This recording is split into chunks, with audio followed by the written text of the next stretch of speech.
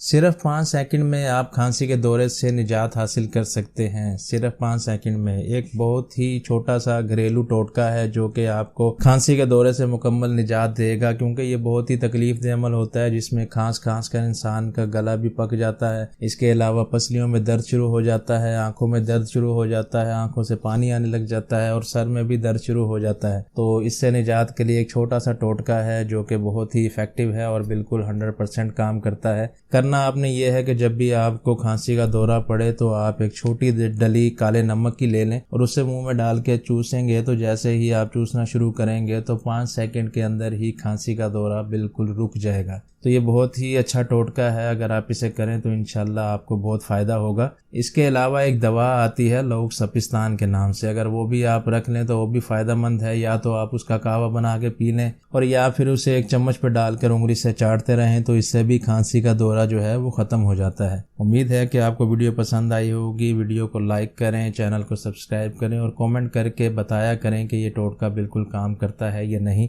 Next video तक के लिए खुदा हाफिज़।